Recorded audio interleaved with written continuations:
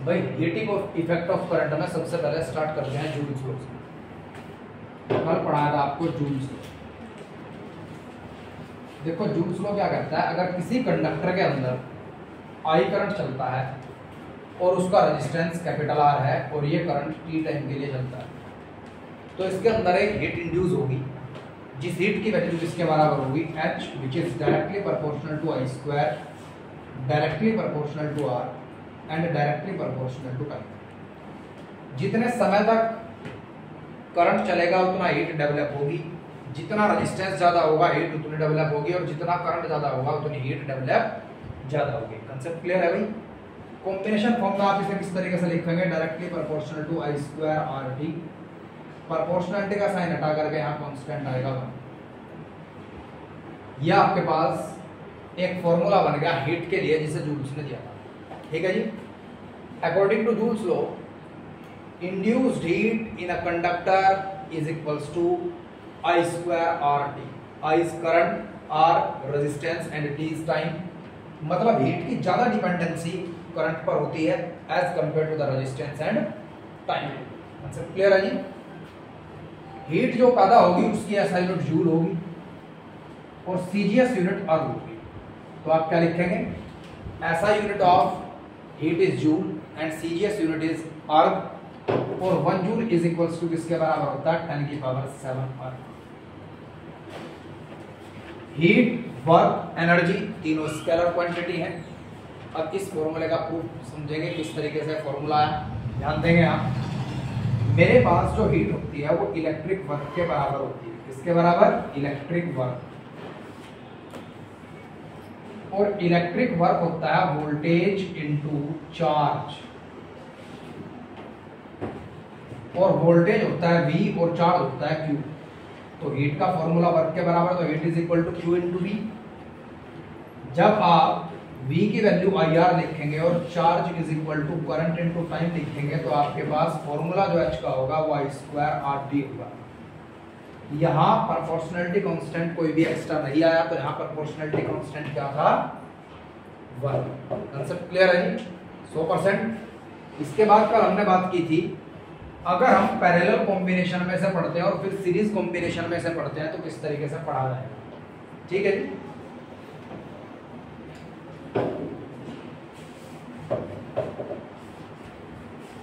यहां ध्यान देंगे, अगर मेरे पास दो रेजिस्टेंसेस हैं, एक रेजिस्टेंस R1 है और दूसरा रेजिस्टेंस R2 है, और दोनों सीरीज में कनेक्ट है किसी एक वोल्टेज सोर्स के साथ, जिस वोल्टेज सोर्स का वोल्टेज V है, तो याद रखेंगे सीरीज में करंट कांस्टेंट होता है, तो दोनों रेजिस्टेंसेस के पास बराबर करंट जाएगा। क्या होगा, बराबर करंट जाएगा। ठीक है जी। अब ध्यान देंगे आप, H is equals to I square R T, H is equals to I square R T. Series में करंट कांस्टेंट होता है, तो I is equal to constant in series, constant in series. तो H डायरेक्टली प्रोपोर्शनल किसके होगा, R के। तो याद रखेंगे आप हमेशा H1 upon H2 that is equal to R1 upon R2। जितना हैवी रेजिस्टेंस होगा सीरीज में, अगर R2 ज्यादा है तो यहाँ पर हीट डेवलप ज्यादा होगी। जितना बड़ा रेजिस्टेंस उतनी हीट ज्यादा, सीरीज कॉम्बिनेशन है अगर। कंसेप्ट क्लियर है जी सभी को, कोई दिक्कत याद है। इसके बाद बात करेंगे पैरेलल कॉम्बिनेशन की। Point number 2, parallel combination. जब आपके पास दो रेजिस्टेंसेस पैरेलल कॉम्बिनेशन में कनेक्ट होंगे, तो पैरेलल कॉम्बिनेशन में मान लीजिए एक रेजिस्टेंस R1 है, एक रेजिस्टेंस R2 है, तो एक करंट इसके अंदर गया I, तो I1 गया इधर और I2 गया इधर। कंसेप्ट क्लियर है जी।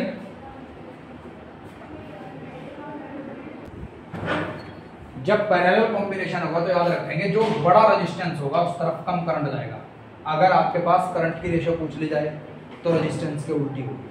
मान लीजिए ये रेजिस्टेंस बड़ा है तो इधर करंट कम होगा जब आप कैलकुलेट करेंगे। दूसरी बात ध्यान रखेंगे, जब पैरेलल कॉम्बिनेशन होगा तो इस फॉर्मूले को आप वोल्टेज के रेस्पेक्ट में कन्वर्ट कर देंगे, क्योंकि वोल्टेज पैरेलल कॉम्बिनेशन में कांस्टेंट होता है। समझ आ गया, जितना वोल्टेज यहाँ होगा उतना ही वोल्टेज यहाँ होगा। अगर इसके बाद एक वोल्टेज सोर्स यहाँ कनेक्ट किया गया है तो उतना ही वोल्टेज यहाँ होगा। कंसेप्ट क्लियर है? अब ध्यान देंगे, आप आई को क्या लिखते हैं, v अपॉन आर, तो v square upon R square लिखेंगे आप आई स्क्वायर। एक आर से एक कैंसिल हो गया, तो heat inversely proportional to R I, क्योंकि पैरेलल कॉम्बिनेशन में वोल्टेज तो कांस्टेंट होता है। समझ आ गया? तो हमेशा ऐसा नहीं पॉसिबल कि रेजिस्टेंस बढ़ा है तो हीट बढ़ेगी, हमेशा ऐसा पॉसिबल नहीं है। पैरेलल कॉम्बिनेशन में बड़े रेजिस्टेंस के पास कम हीट डेवलप होती है, बड़े रेजिस्टेंस के पास हीट डेवलप कम होती है, और छोटे रेजिस्टेंस के पास हीट डेवलप अधिक होती है। कंसेप्ट क्लियर है? 100%? कोई दिक्कत यहाँ तक आपकी समझ आ गया? अब कुछ क्वेश्चंस आते हैं भाई इस पे, वो जरा ध्यान देंगे किस तरीके के सवाल होंगे, जरा ध्यान दें यहाँ। अगर ये इस तरीके का सवाल आया कि करंट डबल हो गया किसी कंडक्टर के अंदर और रेजिस्टेंस हाफ हो गया, what will be the effect on the induced heat in a conductor. जो बच्चे वीडियो देखकर नोट्स बनाएंगे वो इस सवाल को साथ साथ लिखेंगे, what will be the effect on the induced heat of a conductor if current became double and resistance became half. तब आप ध्यान रखेंगे इनिशियल हीट किसके बराबर होगी, आई स्क्वायर आर टी, और फाइनल हीट क्या लेंगे आप, final current became double and resistance became half. तो आपके पास एच डैश आया 4 आई स्क्वायर आर टी अपॉन 2, तो आपके पास 2 आई स्क्वायर आर टी आया, और आई स्क्वायर आर टी की वैल्यू आपके पास एच के बराबर है, तो H dash is equal to 2h, double heat induce. Concept clear? Next question इस तरीके का आएगा आपके पास कि अगर 10% करंट इंक्रीज हो गया, what will be the effect on the induced heat of a conductor if current increase 10%। Current अगर 10% इंक्रीज होगा, दो मेथड होंगे, जरा ध्यान देंगे किस तरीके से करना है। पहले तो इनिशियल हीट यही होगी आई स्क्वायर आर टी, फिर मान लीजिए करंट इंक्रीज हुआ 10%, तो आई डैश मान लिया मैंने कितना, जितना पहले था उसका 10%, 10 अपॉन 100 इंटू आई, मतलब I dash that is equal to I plus 1 upon 10 I, तो I dash is equal to हो गया 11 अपॉन 10 आई। कंसेप्ट क्लियर है जी? ये फॉर्मूला गया कहाँ, यहाँ H dash is equal to I dash का square R T. Resistance change नहीं कहा इस क्वेश्चन के अंदर, तो रेजिस्टेंस को चेंज नहीं करेंगे। सवाल ये है what will be the increase in the heat if current increase 10%। तो एच डैश किसके बराबर होगा, ये वैल्यू पुट करेंगे आप 11 अपॉन 10 आई का स्क्वायर आर टी, यहाँ से आ 121 upon 100 I square R T, तो आपके पास H dash is equal to आया 120 अपॉन 100 इंटू एच। अब आपको दिखाना है जी कितने प्रतिशत हीट इंक्रीज हुई है, तो H dash minus H upon H into 100%, 121 100 H minus H upon H into 100%, H common लेके काट दिया, ऊपर है आपके पास 21 अपॉन 100 इंटू, यही आएगा ना भाई, इंटू 100%, तो आपके पास कितना आ गया भाई 21% हीट इंक्रीज हुई है। कितनी इंक्रीज हुई है, 21%। कंसेप्ट क्लियर है जी? इसके बाद एक दूसरा मेथड होता है, आप याद रखेंगे हमेशा कि change of heat to the original heat into 100 that is equal to 2 into delta I by I into 100। इस मेथड से जब आप लिखेंगे कि 10% इंक्रीज हुआ है, तो आपके पास आएगा आंसर 20%। दोनों मेथड में से कौन सा मेथड अडॉप्ट करना है, ये बात ध्यान देंगे। जब आप स्कूल में ऑर्डिनरी मेथड यूज करेंगे, यहाँ एकेडमिक मेथड में, कंसेप्ट क्लियर है जी? और अब जब आप कंपटीशन या सीयूटी का एग्जाम देंगे, तब आप इस मेथड के अकॉर्डिंग आंसर लिखेंगे। दूसरी मेन बात, जब आपके पास करंट का चेंज या रेजिस्टेंस का चेंज 15% तक होता है, तब आप डिफरेंशिएशन मेथड यूज करते हैं, और जब 15% के बाद मतलब 15% से ज्यादा होता है, तब आप ऑर्डिनरी मेथड यूज करते हैं। ठीक है जी? लगभग हर 10% करंट चेंज होने पर दोनों मेथड में लगभग 1% हीट का डिफरेंस आता चला जाएगा अप्रॉक्स। ठीक है जी? समझ आ गया?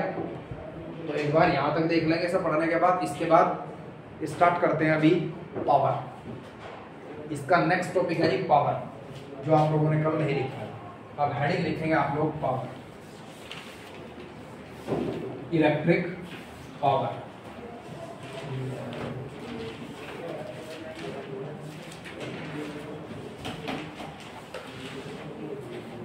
हेडिंग लिखो electric power.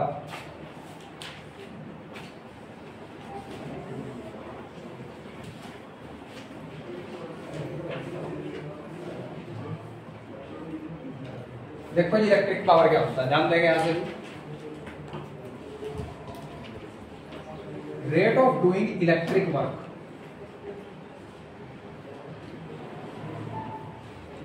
Rate of doing electric work मतलब इलेक्ट्रिक वर्क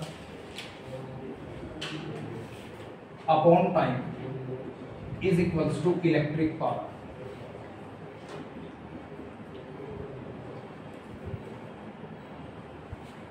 कंसेप्ट क्लियर हो गया जी।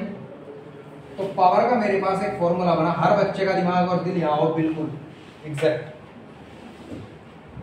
पावर की जो एसआई यूनिट होगी वो होगी watt, represented by capital W.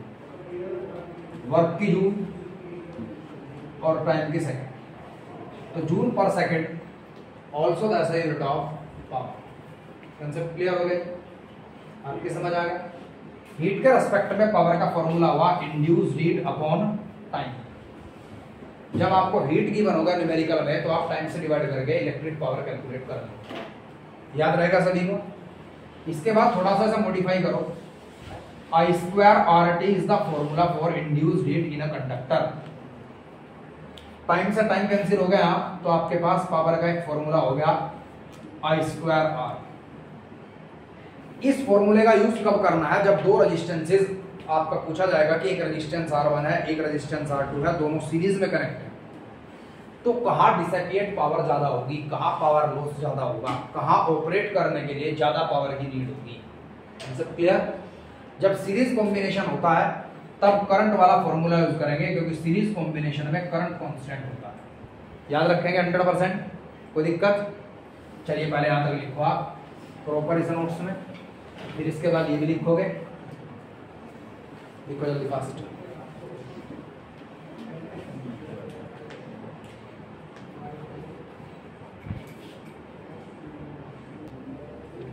देखो भैया केस में मेरे पास दो रेजिस्टेंसेस हैं R1 R2 और दोनों सीरीज में कनेक्ट है, तो दोनों के पास करंट बराबर होगा। अभी मेरे पास पावर का फॉर्मूला क्या आया था, आई स्क्वायर आर। मैं कहूंगा आई कांस्टेंट है सीरीज में, इन सीरीज, तो भाई power directly proportional to R. इसका मतलब देखो जरा जान चुके, जितना हाई रेजिस्टेंस होगा उतनी पावर खर्च ज्यादा होगी। और जब आप इस फॉर्मूले को ऐसा लिखते हो ना, R directly proportional to P, इसका मतलब है पावर की जरूरत ज्यादा होगी इस रेजिस्टेंस को ऑपरेट करने के लिए, और ये यहाँ पर कंज्यूम्ड हो चुकी पावर और यहाँ से कंज्यूम करनी है। कॉन्सेप्ट क्लियर है जी। दोनों का मैग्नीट्यूड बराबर होता है लेकिन दोनों की मायने अलग अलग होते हैं, ठीक है जी। जैसा इनर्शियल मास एंड ग्रेविटेशन मास, दोनों का मैग्नीट्यूड बराबर होता है लेकिन दोनों की मायने अलग होते हैं। समझ गए आप। ये खर्च होगी और ये हो चुकी। Potential difference and potential, magnitude बराबर होता है लेकिन दोनों अलग चीज होती है। समझ आ गया जी, कोई दिक्कत? ठीक है, अब ध्यान यहाँ देंगे। सेकंड केस, मेरे पास यही फॉर्मूला है जी, इस फॉर्मूले को दोबारा लिख लो, P is equal to I square R, और यहाँ दो रेजिस्टेंसेज हैं, दोनों पैरेलल में कनेक्ट है, एक R1 एक R2। भाई पैरेलल में आप इसे लेकर जाओ वोल्टेज के साथ फॉर्मूले, तो V square R square into R, एक आर से आर कैंसिल, तो power is equal to V square upon R. Concept clear है जी, 100% समझ आ गया। अब पैरेलल में वोल्टेज होता है कांस्टेंट,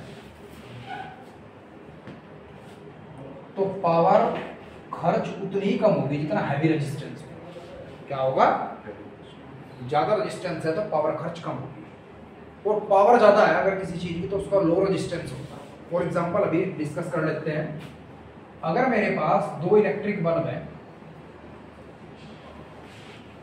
एक 100 वाट का और एक 10 वाट का, तो ध्यान देंगे जिसकी पावर ज्यादा है, resistance inversely proportional to power, जिसकी पावर ज्यादा है।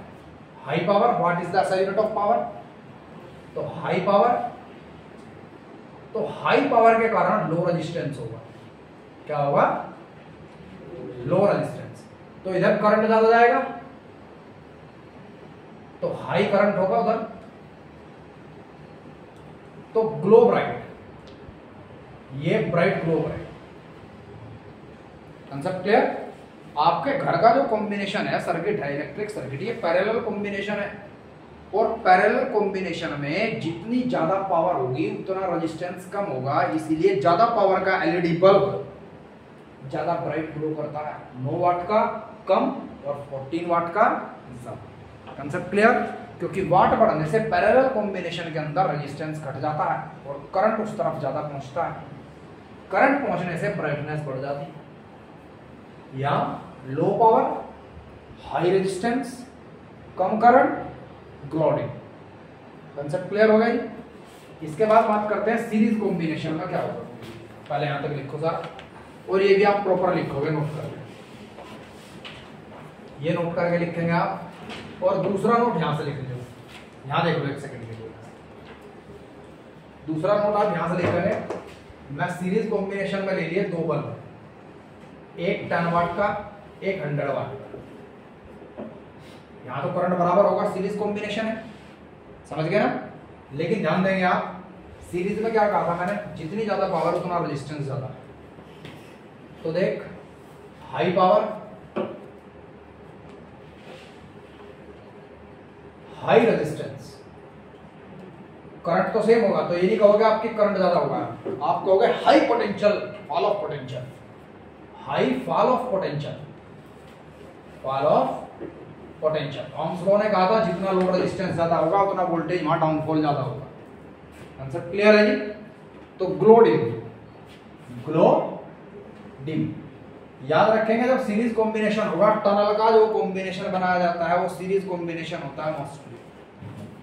तो सीरीज कॉम्बिनेशन में जितना बड़ा एलईडी बल्ब होगा उसका पावर ज्यादा होने के कारण रेजिस्टेंस ज्यादा होगा और वो डिम ग्लो करेगा। कंसेप्ट क्लियर है जी? Note down fast.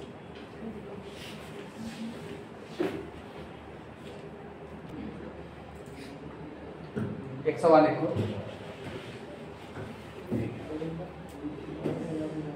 if 10 watt and 100 watt bulb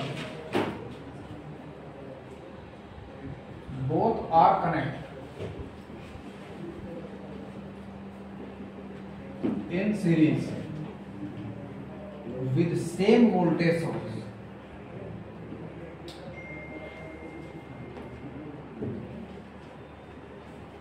which glow more?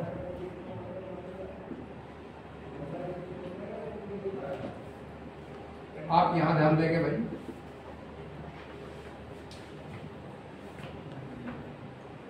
दोनों सीरीज में है जी। एक 10 वाट बल्ब है, एक 100 वाट बल्ब है।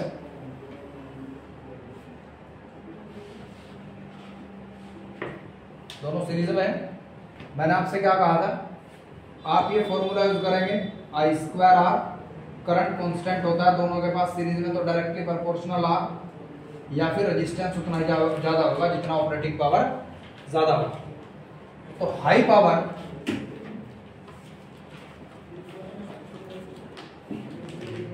High resistance,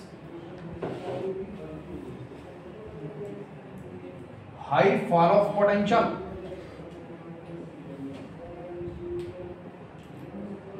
glow dim, glow dim. तो सीधी सी बात है, 10 watt bulb has low power, so low resistance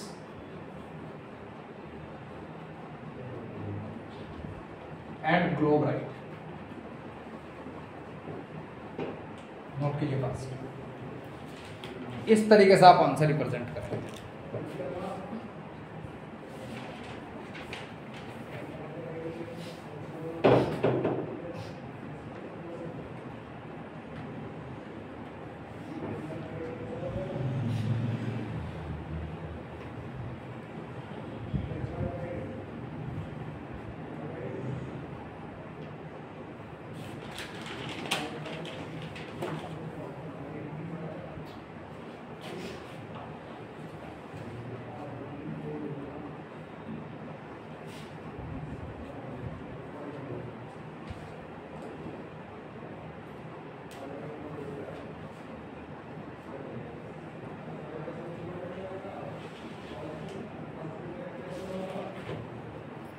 हो गया भाई?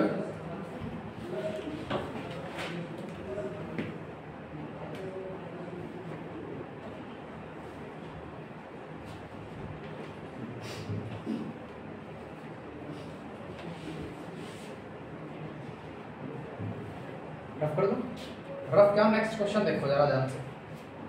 अब दोनों को ना एक काम करो, पैरेलल में कनेक्ट करो, पैरेलल। नेक्स्ट क्वेश्चन है जी, they are connected in parallel.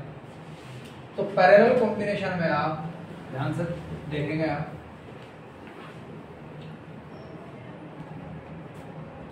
मैंने मान लिया एक रेजिस्टेंस ये है और एक रेजिस्टेंस ये है, मतलब कि दोनों बल्ब हैं, एक 10 वाट का और एक 100 वाट का, विच ग्लो मोर इन पैरेलल। तो पैरेलल में इसी फॉर्मूले को आप मोल्ड करेंगे, एक फॉर्मूला याद रखा करो, उसी से फॉर्मूले आप निकाल लिया करो। V स्क्वायर अपॉन R है, तो R inversely proportional to P। High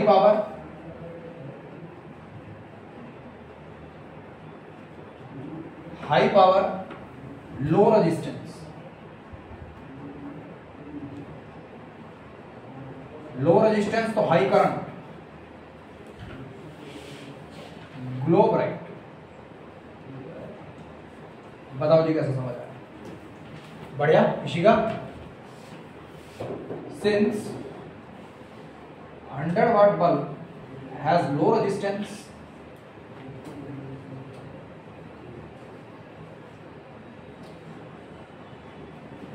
hence glow bright।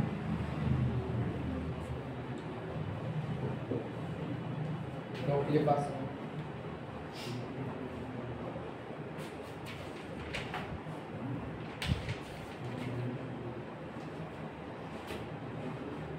अब एक नोट लिखेंगे इसके बाद।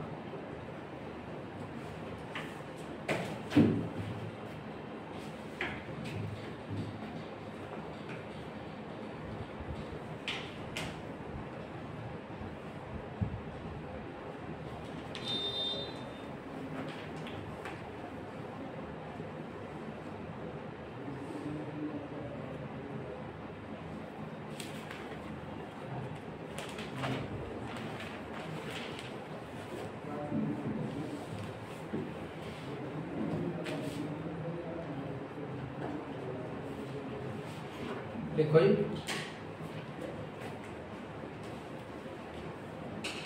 alloy has very small positive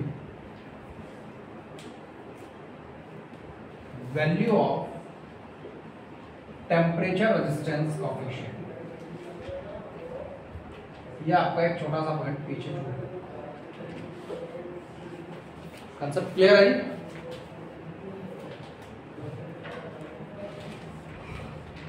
conductor के लिए ज्यादा पॉजिटिव होता है, इंसुलेटर सेमीकंडक्टर के लिए अल्फा की वैल्यू नेगेटिव होती है। समझ आ गया भाई? आपकी समझ आ गया? इस चैप्टर में यहाँ तक सफिशिएंट है। ज्यादातर सिर्फ एक नंबर का एक एमसीक्यू आ सकता है इससे रिलेटेड। एक बार थोड़ा सा आप वो भी पढ़ लेंगे, क्लास 10th में था पैरेलल कॉम्बिनेशन और सीरीज कॉम्बिनेशन ऑफ पावर, थोड़ा बहुत पढ़ लियो अगर पढ़ोगे। बाकी आपके पास यूनिट सेकंड की बात कर लेते हैं, जो करंट एंड इलेक्ट्रिसिटी है, मोस्ट इंपोर्टेंट टॉपिक कहाँ से आने के चांस है। ठीक है जी, इस वीडियो को आप बहुत ध्यान से देख लेंगे आपके हाफ ईयरली के लिए और बोर्ड एग्जाम के लिए। भाई सबसे पहले स्टार्ट करो चैप्टर की स्टार्टिंग वर्ड से, जहां से आपने पढ़ा था कि current is equal to charge upon relaxation time. ये नेगेटिव साइन रिप्रेजेंट करता है direction of charge is opposite to the direction of conventional current in electric circuit as well as inside cell and battery. इसी फॉर्मूले को mould किया था हमने number of electrons upon number of electron into electron पर charge. यहाँ पर concept clear है जी? इसके बाद एक रिलेशन पढ़ा था हमने, I is equals to A N E V D. Most important relation है जी, डेरिवेशन भी आ सकता है और इससे रिलेटेड एक कंसेप्चुअल क्वेश्चन भी आ सकता है। फिर हमने यहाँ करंट अपॉन एरिया, ये करंट डेंसिटी कहा था J।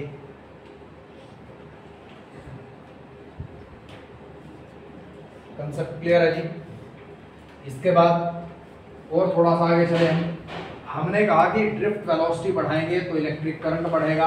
सवाल उठा ड्रिफ्ट वेलोसिटी कैसे बढ़ाएंगे। Drift velocity is directly proportional to the applied external electric field. When we remove the proportionality sign, there will become a constant and known as the mobility. Mobility का मेरे पास formula है, इसकी आप SI unit और इसका dimension formula याद रखेंगे। Concept clear है जी? कोई दिक्कत किसी बच्चे को? अब ध्यान देंगे, force is equal to mass into acceleration होता है, और एक्सेलरेशन होता है drift velocity upon relaxation time. और जब इलेक्ट्रिक फोर्स अप्लाई होता है इलेक्ट्रॉन्स के ऊपर, तो फोर्स किसके बराबर होता है? इलेक्ट्रॉन पर चार्ज माइनस ही इनटू इलेक्ट्रिक फील्ड। दोनों को बराबर रखेंगे आप। आपके पास mvd upon tau that is equal to E minus A के रिलेशन तैयार होगा। इसका मतलब है drift velocity of free electrons in a conductor in opposite direction to the external applied electric field. अगर कंडक्टर चलते हैं ईस्ट टू वेस्ट तो करंट चलेगा west to east. Concept clear? अगर इलेक्ट्रॉन चलते हैं कंडक्टर के अंदर ईस्ट टू वेस्ट तो कन्वेंशनल करंट चलेगा उनकी अपोजिट डायरेक्शन में, याद रखेंगे। इसके बाद ड्रिफ्ट वेलोसिटी के नीचे आप ले जाइएगा इलेक्ट्रिक फील्ड को। यहाँ पर आया minus E tau upon M, और इसे आपने क्या कहा था? मोबिलिटी। तो एक आपके पास रिलेशन तैयार हो गया। क्या रिलेशन है जी? रिलेशन है give the relation of mobility with respect to the mass of the charge carrier. जितना मास ज्यादा होगा चार्ज कैरियर का, आयंस का, उतनी मोबिलिटी कम होगी। कंसेप्ट क्लियर है? हाई मोबिलिटी मतलब कंडक्शन ज्यादा। तो यहां से एक मोस्ट इंपोर्टेंट क्वेश्चन निकल गया कि mobility of electron upon mobility of proton that is equal to mass of proton mass of electron. और मास ऑफ प्रोटॉन 1836 गुना ज्यादा होता है इलेक्ट्रॉन के मास से। तो ये आपके पास आया 1836 अपॉन 1। तो mobility of electron ratio mobility of proton that is equal to 1836 ratio 1। Is that clear to of your not? Concept clear है जी? इसके बाद आप गए कहाँ फॉर्मूले पर? Factor affecting the resistance of a conductor R is equal to rho L upon A. अगर लेंथ बढ़ेगी कंडक्टर की तो रेजिस्टेंस बढ़ेगा, एरिया ऑफ क्रॉस सेक्शन बढ़ेगा तो रेजिस्टेंस घटेगा। समझ आ गया?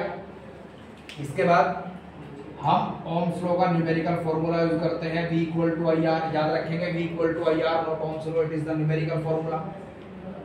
V equal to I R is applicable for ohmic as well as non ohmic conductor, लेकिन Ohm's law is applicable only for the ohmic conductor. याद रखेंगे?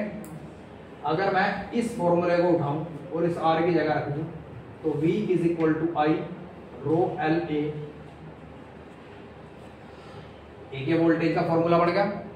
मैं थोड़ी देर के लिए इलेक्ट्रोस्टैटिक्स में चला जाऊं और इलेक्ट्रोस्टैटिक्स में जाकर के देखूं, मैंने वोल्टेज का एक फॉर्मूला पढ़ा था, electric field into length that is equal to voltage, और यहां पर ये वैल्यू रख दो। एल से एल कैंसिल कर दो, कोई दिक्कत है? एल से एल कैंसिल कर दी, कोई दिक्कत है?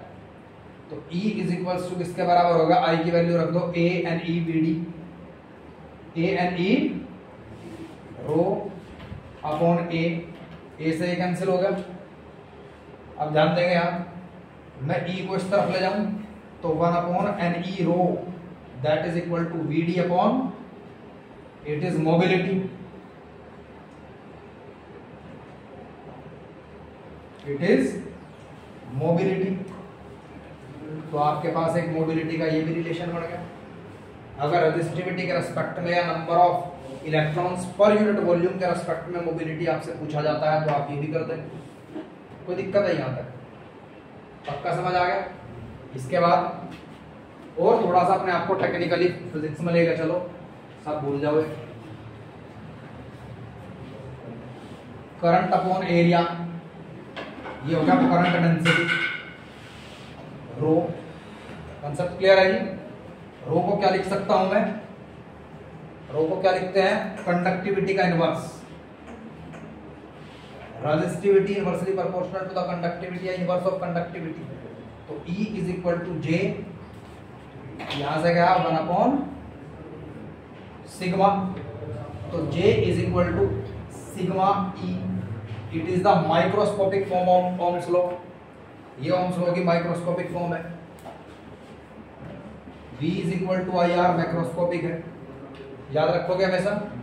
बस ये पूरी वीडियो देख लो अच्छे से, पूरा चैप्टर तब तैयार करोगे और कल इसका टेस्ट देंगे that's all for the remainder. ठीक है, हाँ जी।